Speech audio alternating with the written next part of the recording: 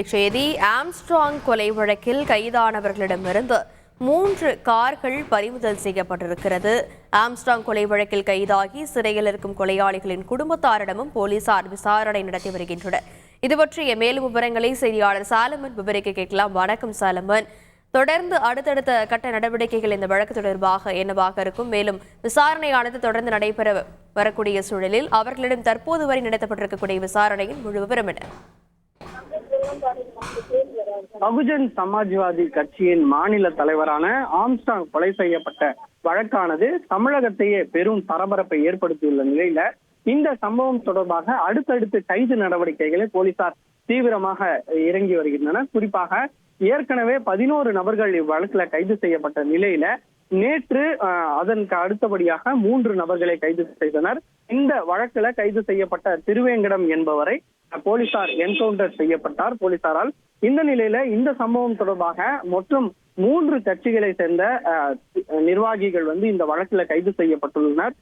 திமுக நிர்வாகி மற்றும் அதிமுக நிர்வாகி மற்றும் பாஜக நிர்வாகி ஆகியோர் கைது செய்யப்பட்டு இந்த வழக்கானது அடுத்த கட்ட விசாரணைக்கு சென்றுள்ளது.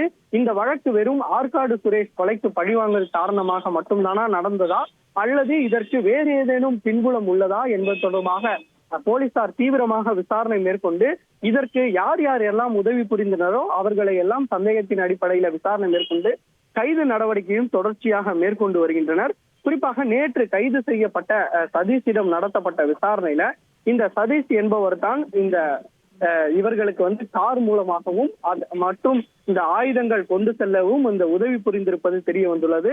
மலர்குடி என்பவர் நேற்று கைது செய்யப்பட்டார். அவரிடம் நடத்தப்பட்ட விசாரணையில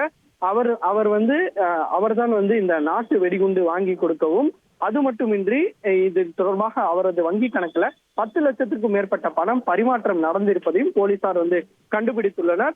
மேலும் இது மட்டுமின்றி மற்றொரு நபரிடமும் இந்த விசாரணையானது நடைபெற்று வரும் நிலையில இன்று காலை 3 பேரை பிடித்து தனியாக போலீசார் விசாரணை மேற்கொண்டு வருகின்றனர். இது மட்டுமின்றி இந்த ஆம்ஸ்ட்ராங் கொலை வழக்குல கைது செய்யப்பட்ட முக்கிய நபரான வழக்கறிஞரான அருள் என்பவர் மனைவியிடம் விசாரணை மேற்கொள்ளப்பட்டது. அதன் பின்பாக திருமலையின் மற்றொரு முக்கிய நபரான திருமலையின் 2 மகன்களிடம் செம்மியம் போலீசார் விசாரணை மேற்கொண்டு வந்தனர். குறிப்பாக அந்த திருமலை என்பவர் யார் யாரெல்லாம் இதற்கு முன்னாடி சந்தித்தார், அவருடைய நடவடிக்கைகள் எப்படி இருந்தது, இவரை தொடர்பு கொண்ட நபர்கள் யார் என்பது தொடர்பாகவும் அவரது வங்கி கணக்கு பண விவரங்களும் தற்போது ஆய்வு செய்யும் பணியில போலீசார் தீவிரமாக ஈடுபட்டு வருகின்றனர். இந்த நிலையில கைது செய்யப்பட்ட நபர்களிடம் ஏற்கனவே கொலைக்கு பயன்படுத்திய 5 இருசக்கர வாகனங்கள் பறிமுதல் செய்யப்பட்ட நிலையில மேலும் 3 கார்களும் தற்போது பறிமுதல் செய்யப்பட்டுள்ளது.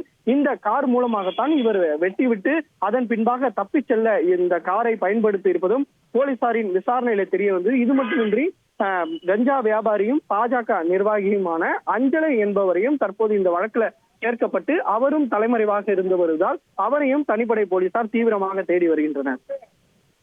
விரிவான விவரங்களுக்கு நன்றி சாலமன். செய்திகளை உடனுக்குடன் தெரிந்து கொள்ள உடனே சப்ஸ்கிரைப் பண்ணுங்க.